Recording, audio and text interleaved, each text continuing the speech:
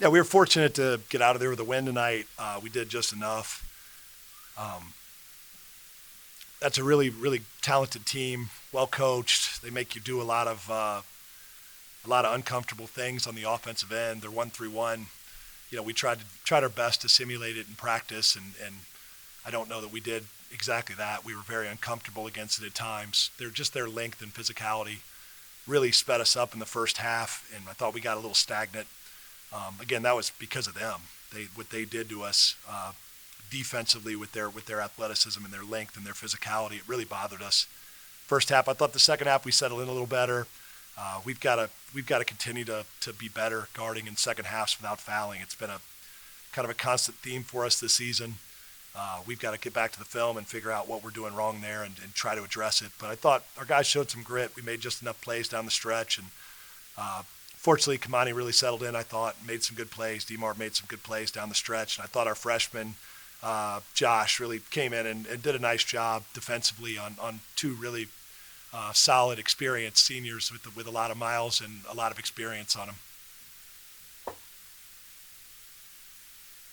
All right, just take me through their last possession. Was anybody in particular you're trying to stop, or three, or Well, they, I mean, they had a number of guys. Obviously Johnson had it going all game, and some of the shooting actions, and then uh, Yaxel is obviously their go-to guy, but they're difficult to prepare for because they can kind of go either inside or out, and they've got some off-ball screening action we were worried about, and we talked about if we had an opportunity under seven. It's kind of an awkward time. We hadn't simulated one exactly like that in practice, where you've got, I believe, 23 seconds we started the possession with.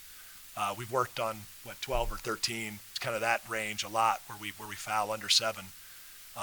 That was a long time to be out there where it's difficult to hear on the opposite end of the floor the signal, our signal for fouling right there. But I thought our guys did a good job. Bonnie got a piece of it, obviously, when it counted. And like I said, we were fortunate to get out of there with a win.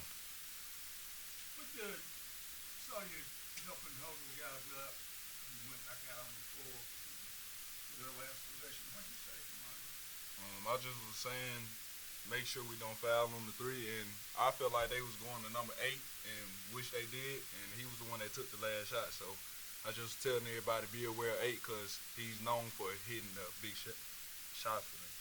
Yeah. Did you get a piece of it? Yes, sir. I was upstairs. I couldn't Yes, quite sir. see it. I I forget. could just let him shoot that one. I felt like he would have made it. We talked about it. I remember in one of the games watching. They were talking about the number of shots that Eights made over his time there on, in late game situations like that. I don't remember the exact statistic, but they went to him twice at the end of the Vermont game. He got 2 just wide open looks, so we certainly didn't want to have that happen. How do you feel like your team responded to this physicality? UAB likes to really make games in the mud, and obviously every game you go, Yeah. wow, obviously you're a versatile team, but how do you feel your team responded to that physicality? We're kind of known to be the exact opposite, kind of a free flowing. They definitely baited us in or drew us in, however you want to frame it. They got us to play their style of game tonight, which was smart on their part. I think we responded in the second half. It took us 20 minutes to get used to it.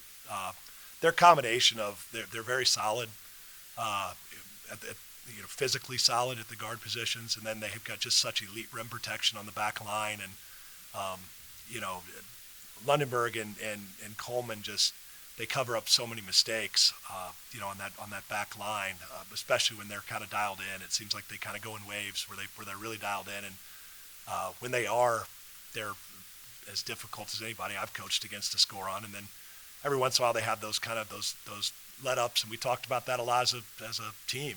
When they kind of have their letdowns, we've got to capitalize, because when they're really dialed in, they're just really difficult to deal with. You mentioned how versatile they are. What's it like a game plan for someone like Jack? Well, obviously, he's been winning tight ends all time. Well, I think we're fortunate that we have Kimani, who can really, in those isolation situations, can kind of match him size for size and athleticism for athleticism and length for length and physicality for physicality, which I don't know a year ago if he could have done that from a physicality standpoint. He's really gotten a lot stronger in the last year. But I think that gives us an advantage. When Terry Anderson gets back healthy, we'll have a second guy that can do that. And when Simon Hillebrand gets back healthy, we'll have a third guy that can do that. Right now we just have one. I thought Kimani did a terrific job tonight of guarding him without fouling, and I thought when we got in our switching situations, Bodo didn't get a ton of statistical recognition on the defensive end, but I thought his presence was felt when we did switch those four-man actions, and we ended up with a perimeter player guarding Yaxel. I thought we did a nice job of just kind of having him see a second body all the time, and I thought that made him at least think about it. Just when he gets ahead of steam, he's really difficult to stop. This is a huge game, right? Early on in the season, we've had two teams of this quality play each other. Obviously, you guys are fortunate to see them home. Your energy kind of contagious. Talk about how important this crowd was to the group.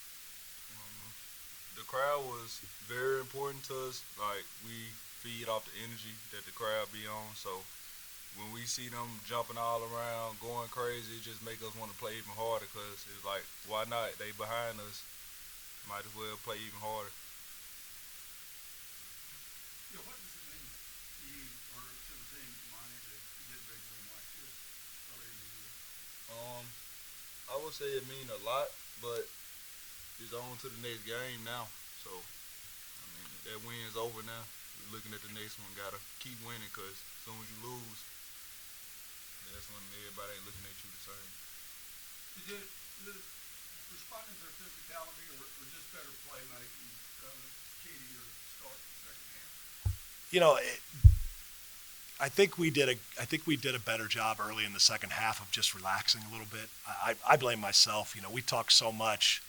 We really felt like we could guard them in the half court.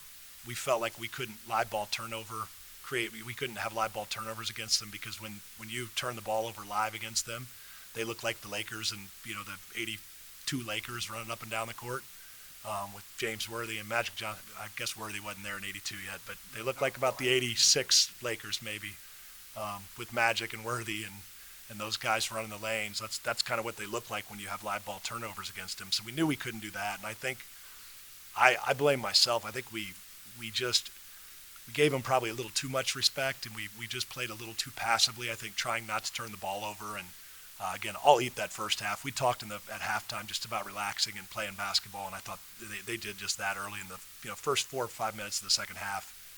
They had to take a timeout. We settled in a little bit and played offense.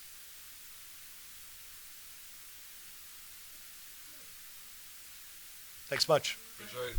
Hope everybody comes back for American. They're picked to win their league next too. So.